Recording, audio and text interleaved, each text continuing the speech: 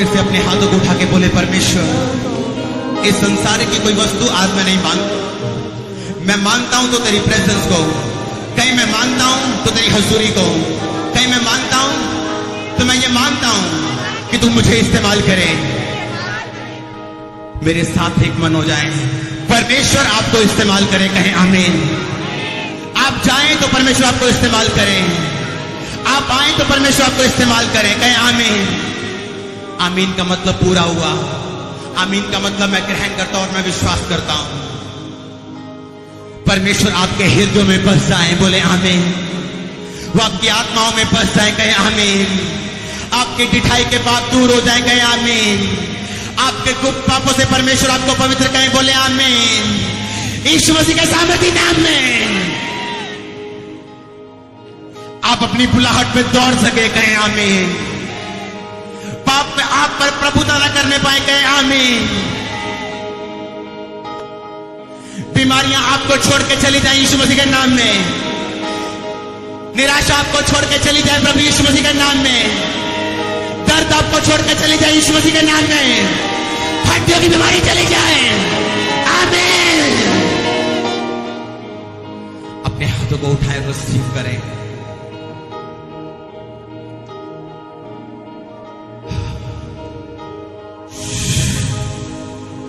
परमेश्वर का मजा आप पे आए, कहें आमीन। परमेश्वर के दान और वरदान आप पे आए। आप जाएं तो आशीषित हो, आप आए तो आशीषित हो। आपके हाथों में मजा आए, आपका जीवन आशीषित हो। आप अपने घराने के लिए आशीष का कारण ठहरे, अपने नगर के लिए आशीष का कारण ठहरे। परमेश्वर का डर आप में समा जाए, उसका भय आप में समा जाए।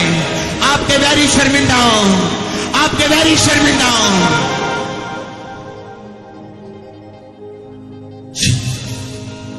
परमेश्वर का आत्मा कह रहा है, ग्रहण करो। आज का दिन खास है, ग्रहण करो इसे, ग्रहण करो इन आशीषों को।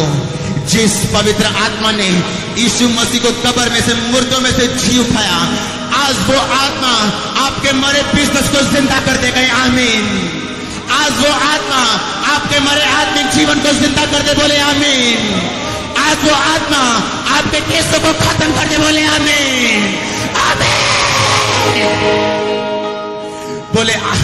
बोले आमीन। आपका घराना आशीषित हो।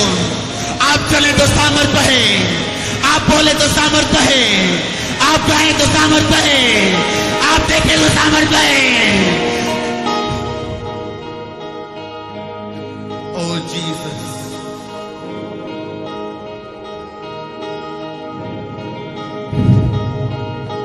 एलिया का आत्मा आपके ऊपर आए, बोले आमीन।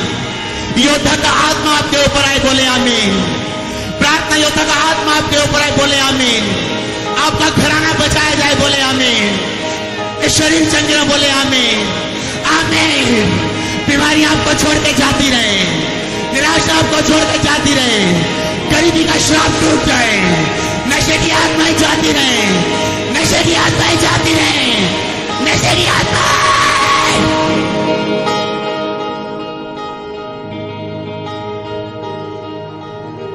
पाप की आत्माएं आपको छोड़ के चली जाएं, बीमारी की आत्माएं आपको छोड़ के चली जाएं। जब आप जाएं प्रभु का अनुग्रह देखें, जब आप जाएं प्रभु की दया देखें। परमेश्वर आपका नाम अनुग्रह रखते हैं। जब परमेश्वर आपको देखें तो वो आप में दाऊद देखें, कहें आमीन। आप में यहोशू देखें, आप में एलिया देखें, एस्तेर, मरियम, हालेलुया।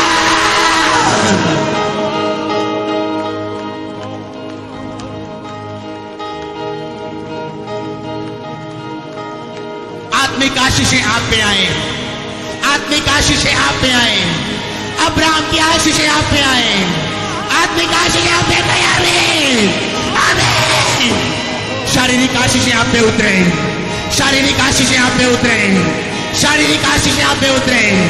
आपके बिजनेस को मैं खोलता हूं, आपके घराने को मैं खोलता हूं। आप पे दान वरदान बरसे, आप चाहे तो अनुग्रह में जाए। प्रभु के दया को आप देखें, गवाही के साथ आप वापिस आएंगे। तारीफ करें परमेश्वर की।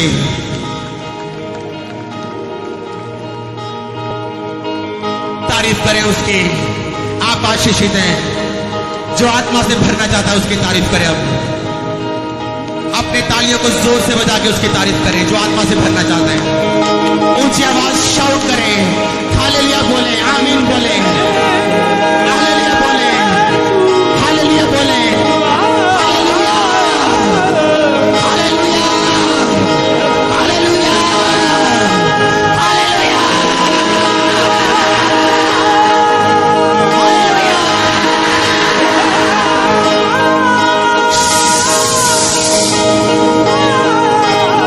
चिल्लाएं, चिल्लाएं, हालेलुया, हालेलुया, हालेलुया।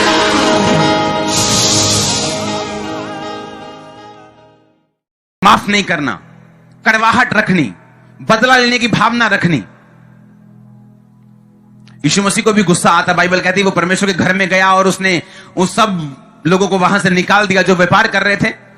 वो गुस्सा अलग है, वो धार्मिकता वाला गुस्सा है। लेकिन मैं शैतानी गुस्से की बात कर रहा हूं, मैं व्यभिचार की बात कर रहा हूं, मैं चोरी की बात कर रहा हूं, मैं पाप की बात कर रहा हूं, मैं उस बदला लेने की भावना की बात कर रहा हूं जो दिमाग में आपके आता है। और अगर आपके दिमाग में परमेश्वर का वचन नहीं होगा तो आप बहक जाएंगे।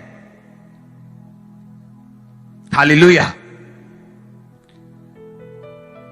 एक औरत मुझसे कहती है कि मैं 40 दिन रात नंगे पांव चर्च में आऊंगी और खुदावंद मेरे रास्तों को खोलेगा। मैंने कहा वो नहीं खोलेगा, क्योंकि तेरा बेस ही गलत है। तू सोच रही है कि मेरे नंगे पांव जाने से खुदावंद रास्ते खोल देगा।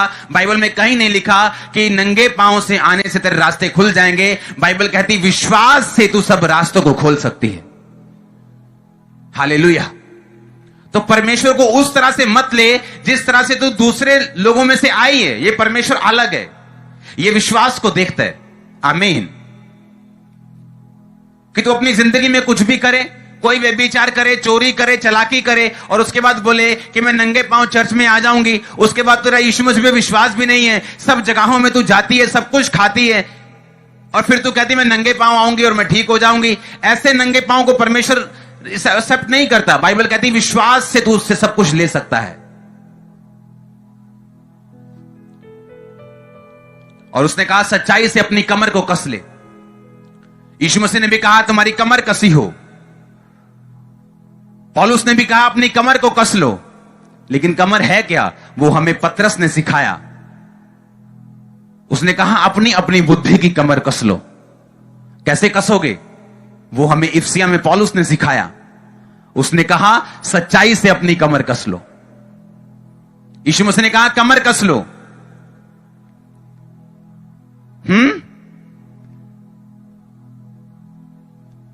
पतरस कहता है कि अपनी बुद्धि की कमर कस लो। अच्छा, कमर का मतलब बुद्धि। कसे किससे? पौलुस कहता सच्चाई से अपनी कमर कस लो। आमीन। उसे कहता सच्चाई से अपनी कमर कस लो। फिर से पढ़ेंगे उस आयत को। सत्य से कहता अपनी कमर को कस लो, क्योंकि जब शैतान तुम पे अटैक करेगा वो तुम्हारे दिमाग पे करेगा। अविश्वास का जब अटैक होगा तुम्हारे दिमाग में होगा। तुम्हारे आसपास क्या हो रहा है, इससे अपने विश्वास को इस चीज पर केंद्रित मत करो। अपने विश्वास को इस चीज पर केंद्रित करो जो वचन में लिखा हुआ है वो सच्चाई है। वो मेरा परमेश्वर है, वो चंगा कर सकता है, वो छुड़ा सकता है, वो एकमात्र परमेश्वर है। ये वचन में लिखा और यही मेरे विश्वास का आधार है। क्योंकि आज मुझे प्रार्थना का उत्तर मिल रहा है। एक समय था जब नहीं मिल रहा था। आज किसी को कामयाबी मिल रही, लेकिन एक समय था जब नहीं मिल रही थी। तो अगर हम दुनियावी तरीकों से देखेंगे, अगर हम ये देखेंगे कि मेरी जिंदगी में क्या हो रहा है, उस पर अगर मेरा विश्वास रहेगा तो वो तो तब रहेगा जब होगा काम, और जब तब नहीं रहेगा जब काम होने बंद हो जाएंगे।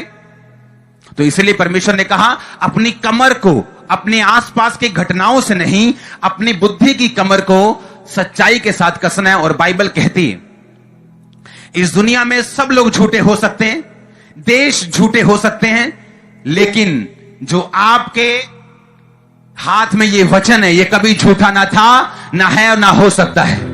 ये जो आपके हाथ में वचन है कभी झूठा नहीं हो सकता। आमीन।